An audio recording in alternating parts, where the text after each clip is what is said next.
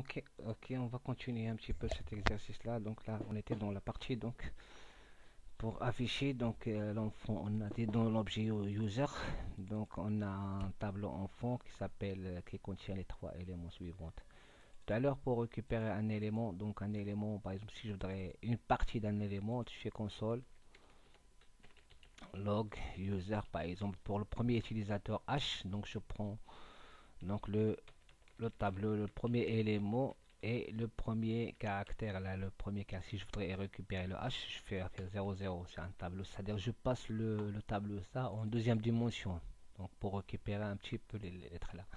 Et là lorsqu'on exécute et on va voir un petit peu donc Open Live Server, je fais inspecter et voilà donc là le console, partie console, et on va voir le mot H. Donc là il est affiché le console, c'est-à-dire il a affiché H. Donc là, si je fais par exemple 1, voilà, donc il va afficher I. Donc le bel. Par exemple, si je voudrais afficher là le A, donc je fais 2. Donc le B, tu vois, et le 3, le troisième élément. Donc voilà, tu vois, on voit. Donc de toute façon, c'est plus simple pour accéder à un objet.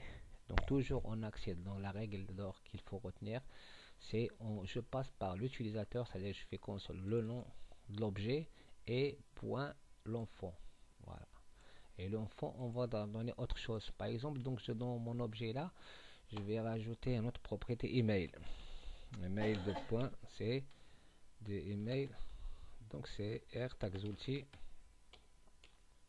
Donc il est déjà écrit. Ouais. Donc là j'avais pas fait. Ouais. Email, voilà. Donc je fais donc OK et je fais login ou note tout simplement. Je voudrais récupérer ce tableau et de le mettre à l'intérieur. Donc je fais note, c'est-à-dire note. Voilà, c'est un tableau. À l'intérieur, je vais mettre des notes. Et voilà, je retire ça d'ici.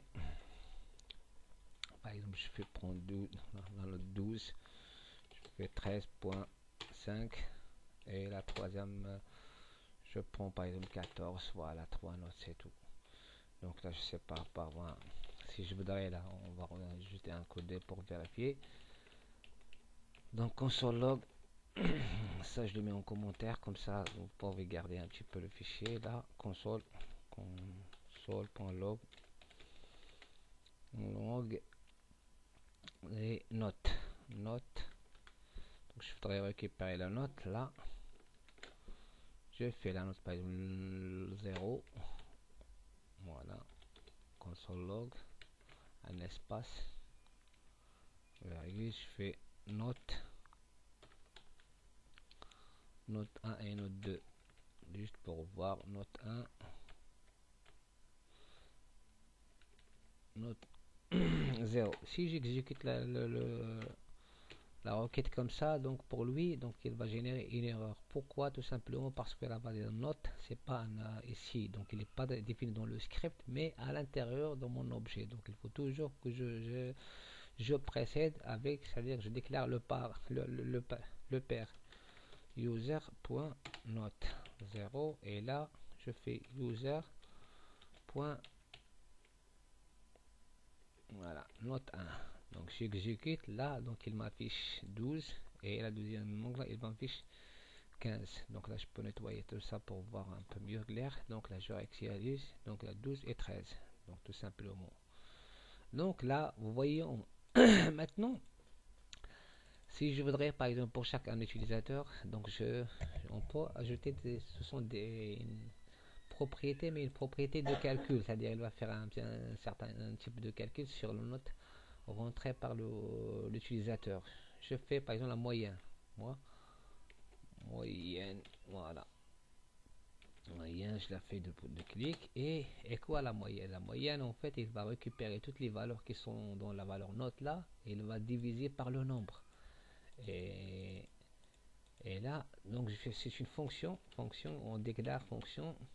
Voilà, une fonction anonyme. Pourquoi? Parce qu'on a fait tout simplement function. Et on n'a pas utilisé le nom de la fonction et le début. Je vais faire juste un petit rappel pourquoi je fais ça, parce que là, quand je déclare une fonction dans JavaScript, il faut faire function, le mot function, le nom de la fonction, sur les parenthèses, donc les parenthèses pour faire passer des paramètres, donc en Go, et je fais mon objet. Là, c'est ça, on déclare de cette manière. Mais là, la différence entre celle-là et celle-là, vous voyez, donc là, j'ai pas utilisé un nom. Cette fonction, on l'appelle une fonction anonyme, c'est-à-dire on n'a pas besoin d'utiliser dans le script. Elle va faire un traitement, un calcul ou quoi que ce soit sans besoin. Donc là maintenant, si je voudrais la moyenne calculer, la moyenne, je fais l'autre jour directement la moyenne de ça, c'est quoi? Donc c'est la note, la première. Si je récupère, je fais note. Mais là, si je fais note, donc il va pas l'accepter, donc il va pas la reconnaître, même si donc je fais donc la moyenne, je fais note. Si je fais note 0, voilà, plus note de 1, et la troisième c'est la note de 0 plus le note donc,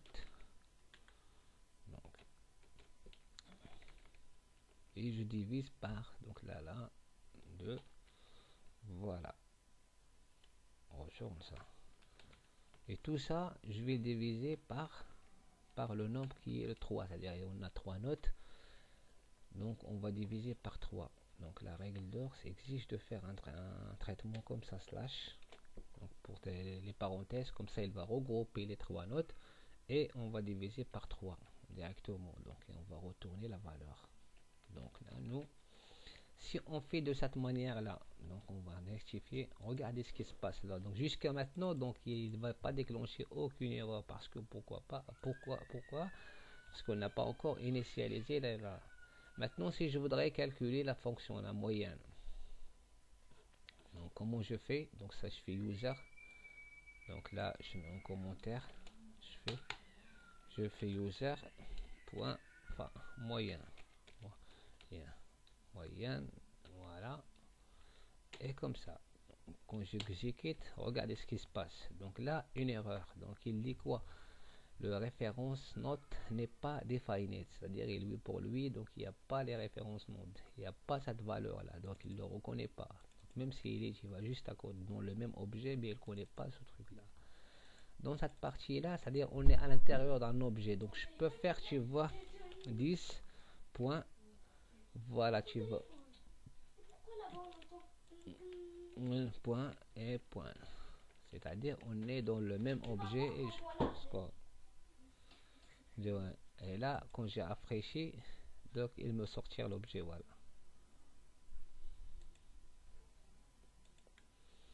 User moyenne, donc il l'a calculé, donc il m'a donné l'objet. Je nettoie tout ça et je fais un console log pour voir donc la moyenne, console, la valeur console.log user.moyenne. Voilà, quand j'exécute directement, il m'affiche c'est 13,16. Donc là, vous voyez, donc la 10, le mot 10, donc ça fait référence, c'est-à-dire à l'intérieur de l'objet. Cet objet là, ça fait correspond, quand on voit 10, c'est l'objet user. Donc voilà, donc c'est pour ça. Donc pour ma fonction moyenne, donc là il a tout de suite il a calculé, donc il a pris, donc là on a pris juste un exemple pour faire ça, mais comment dire, on peut rajouter d'autres fonctions, une infinité de fonctions. Là je vais rajouter une autre fonction à la fin, par exemple login. Donc la fonction login, je fais, c'est une fonction pareille, fonction anonyme. Donc il va faire, c'est-à-dire on a pris l'habitude maintenant de faire c'est quoi une fonction anonyme, il fait un traitement bien particulier, mais sans avoir d'utiliser son nom.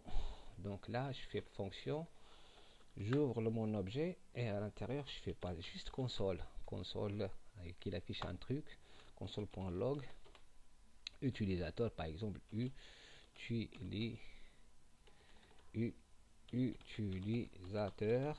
utilisateur connecté. Voilà, il m'affiche juste cette phrase là, et c'est de même si j'ai utilisé la fonction login, je peux utiliser à la rigueur donc la fonction logo out, c'est-à-dire qu'on lorsque je fais login, c'est pas d'habitude lorsque je crée mon application et je rentre là, donc sur un espace sécurisé, je vois mon espace de travail, donc le travail. Et là, donc c'est ce qu'on appelle la fonction login, c'est-à-dire que vous passez par un système d'authentification, donc à login à mon mot de passe. Là, donc c'est la fonction logo, c'est-à-dire quand je suis connecté et j'ai besoin de fermer mon espace de travail, donc là je clique sur déconnexion, donc login. Et ça, ce truc là, donc log out, log out, donc log out, je fais une fonction toujours anonyme, voilà, avec un système, j'affiche tout simplement une phrase très simple, console.log et utilisateur déconnecté et utilisateur déconnecté, voilà, voilà. Maintenant donc, la moyenne, donc la console, la moyenne, je fais pas besoin de calculer. Maintenant pour voir par exemple, pour exécuter la fonction, il suffit de faire console. Donc normalement on n'a pas besoin de faire console, mais je peux faire juste l'exécution, donc je fais user, toujours vous voyez que je passe toujours par l'utilisateur, par l'élément parent qui est utilisateur user, donc user, et après j'exécute la fonction bien sûr avec le système. On a dit il faut pas oublier les parenthèses, donc je fais user, quand j'exécute une fonction je fais login, donc le nom de la propriété et entre parenthèses, voilà. Donc là, si j'exécute là, utilisateur, donc il a marqué cette phrase. Donc là, utilisateur connecté. On voit très bien qu'il a passé dans l'utilisateur connecté. Donc là, si je fais maintenant user.logo out, c'est-à-dire déconnectez-toi ou déconnectez-vous de votre espace de travail. Là, il va m'afficher au début utilisateur connecté pour vous mieux comprendre. Là, tu vas donc, je vais rafraîchir la page, nettoyer un petit peu le console pour mieux voir que la dernière instruction. Donc, user logo out. Lorsque je rafraîchis mon page, il me dit utilisateur déconnecté. Le logo, où je suis, donc je vois, donc ça dit, il a exécuté ça. Maintenant, si je voulais un truc là, tu vois, lorsqu'on exécute ça, j'aimerais bien afficher vraiment le nom d'utilisateur qui est le nom Taxouti Régis. Comment je fais? Donc là, une question simple. Donc si je fais là, console log, mon console log utilise connecté. Donc si j'utilise là, j'utilise quoi? Quelqu'un peut m'éclairer un petit peu sur ce point-là. Donc si j'utilise directement comme ça le nom, pour lui le nom, il n'est pas donc dans cet espace. On a dit c'est une variable, donc le nom il appartient normalement à l'objet user. Donc pour accéder toujours, je dois passer par le parent. C'est comme donc un enfant mineur. Lorsque vous adressez la parole à un enfant, il faut toujours passer par son parent et demander dans la permission. C'est comme ça qu'on parle. Donc là maintenant, si je fais là ça non directement, il va m'afficher quoi? Donc une erreur. Donc là le nom pour lui il est undefined, il le reconnaît pas. Donc quand je fais exécuter, donc utilisateur, il a écrit déconnecté. Par contre le nom il a rien, donc il a rien donc écrit. Mais derrière il a donc le nom il a pas affiché la valeur. Donc pour mieux, on a décerné les choses, il faut faire user. Donc toujours le nom de le parent point nom. Si je fais comme ça, donc là utilisateur de non, j'exécute là, il faut que j'exécute la fonction connectée, désolé, donc là il faut là la fonction login, voilà, il exécute, il fait connecter. Vous voyez tout à l'heure, donc là lorsque j'ai fait non, user non, donc là je fais un espace encore là pour mieux, voilà, utilisateur connecté et le nom là. Mais là donc à l'intérieur, donc notre objet s'appelle user. Donc là pour éviter qu'on le met, on est à l'intérieur de l'objet, au lieu de faire, on a dit le nom de la propre, je peux faire le mot 10, c'est-à-dire à l'intérieur, c'est une référence dans l'objet elle-même.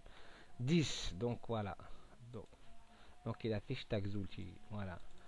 Le mot 10, donc ça fait référence, on a dit à l'intérieur de l'objet. Donc maintenant, on va voir l'objet parent et l'objet enfant. Donc je vous montre dans un autre exercice. Mais là, on va juste connecter. Voilà, utilisateur déconnecté. Et donc quand j'exécute la fonction, la fonction par exemple user, donc là je fais login, user, user déconnecté, point déconnecté par point logo, logo out, ça veut dire dehors, voilà, user out,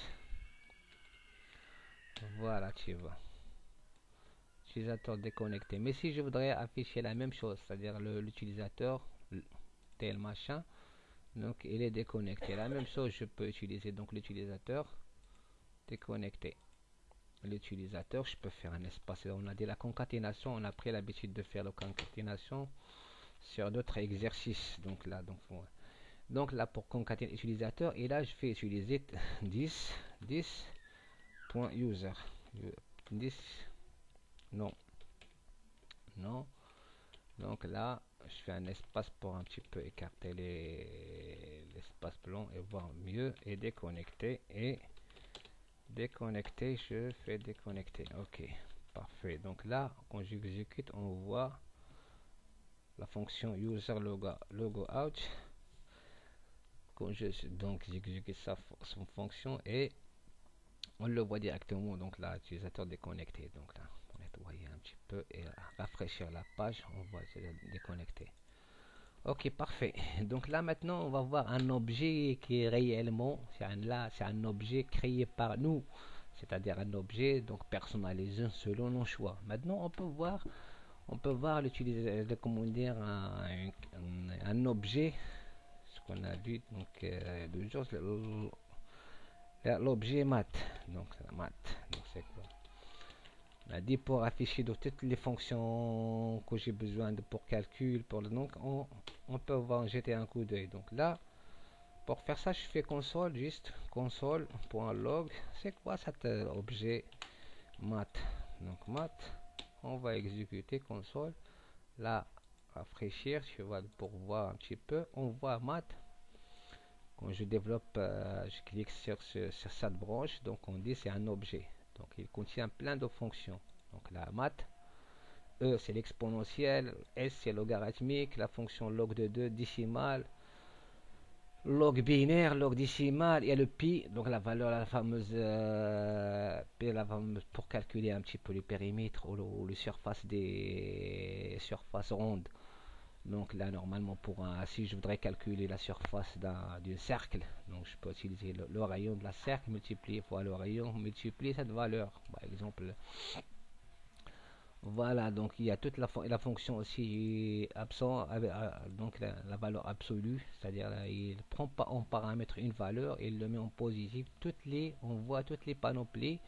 Je vous laisse le temps un petit peu de regarder et de développer une à une. Donc toutes les. Maintenant, si je voudrais, chez console log. Si j'affiche console le math, par exemple, ouais, console log.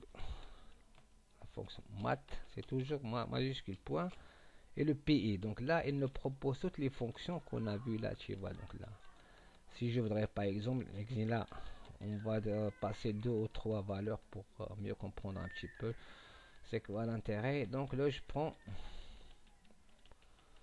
commence par pi. Si je fais pi, donc pi, la valeur pi, donc il va afficher 3,14, donc la valeur.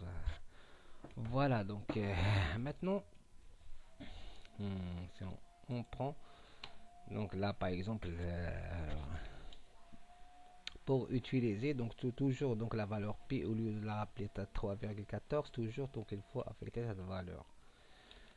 Donc là maintenant, si on a vu l'objet pi, donc on va regarder un petit peu un autre objet, c'est la valeur random.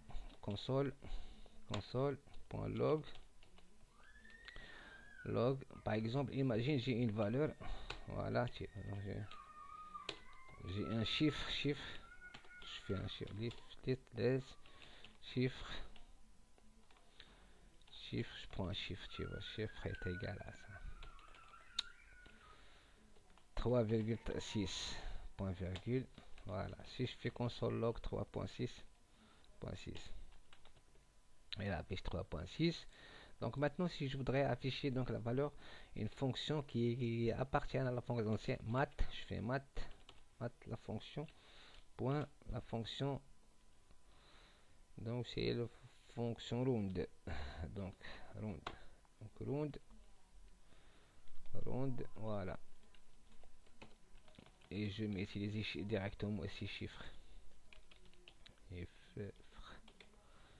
donc là, donc 3 vues, et voilà, donc il affiche, donc là, la valeur longue, qu'est-ce qu'il se passe là? Donc il affiche, regarde, donc 3,6, il va arrondir la valeur au plus grand, donc là, donc 3,6, donc il l'a considéré 4, donc là je vais nettoyer tout ça.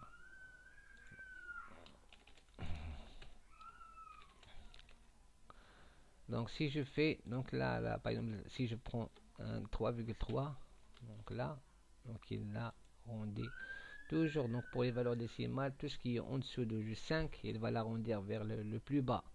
Et tout ce qui est supérieur au point virgule 6, 7, 8, 9, donc il va l'arrondir la valeur la plus proche. Si je prends par exemple 3, 2, donc tout de suite il va l'arrondir à 3. Si je fais 3, 7 ou 3, 8, donc il va l'arrondir directement à 4. Donc la fonction ronde, c'est une fonction qui permet d'arrondir les choses. On aura besoin de cette fonction dans tous les calculs. Là maintenant, le contraire, c'est la fonction ronde, c'est la fonction cell. Donc je peux utiliser ça directement. La fonction c'est voilà. Donc, vous voyez donc là, prend 3,7 directement, donc il l'a redirigé vers le chiffre 4. Si je fais 3,7,7 directement vers chiffre, voilà. Et là, donc maintenant on va voir une fonction qui est très importante, c'est la fonction round. C'est la fonction plutôt random. Donc là, si je prends let's, je fais une valeur hasard, je l'appelle hasard. Le hasard, une fonction de hasard est égale math, toujours je commence math, point random. La fonction random, qu'est-ce qui se passe? Là, je fais console hasard directement. Console.log et à la fonction le chiffre hasard a hasard. Voilà, tu vas point virgule et je rafraîchis. Lorsque je rafraîchis, qu'est-ce qu'on remarque là? Tu vois la vache, 0,64. En fait, il va générer, donc à chaque fois je rafraîchis, donc on est un chiffre au hasard comprise entre 0 et 1. Donc à 0,51, 0,2, à chaque fois il le fait au hasard. Donc toujours. Donc nous, on n'aura pas besoin d'une technique. Parfois, on dit, ouais, donc trouve-nous une valeur entre. Donc là, si je voudrais, par exemple, là, je peux utiliser cette formule-là. Si j'utilise la fonction round qui va arrondir ce truc-là, donc je fais round, ce mot au hasard. Qu'est-ce qu'il va afficher? Donc toujours, il va afficher que attends, log round, la fonction round, mais j'ai oublié de mentionner ma th parce qu'il ne connaît pas la fonction round. Voilà, il affiche 0 ou 1 à chaque fois rafraîchissement. Vous voyez, à chaque rafraîchissement 0, là il affiche 1 au hasard, soit 0 soit 1, soit 0 soit 1, soit 0 soit 1. Donc là, nous par exemple, si là on a besoin de générer un round entre par exemple 0, 100, donc il suffit de multiplier tout ça fois par exemple la valeur 100. Voilà, donc là je fais console, donc là il a généré 100. 0, 0, là il a toujours soit 0 ou c'est-à-dire soit 0 c'est le max. Donc là maintenant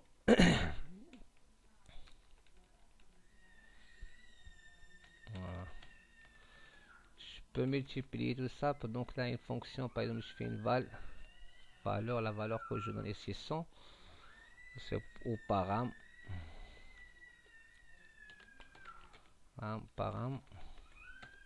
si je fais 100 ici, par exemple 100 ici, c'est-à-dire toujours il va multiplier fois deux fois ce 100 là. Et là je retire le mot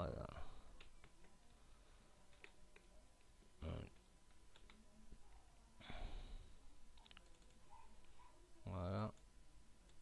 0, là sont toujours 0 et 100.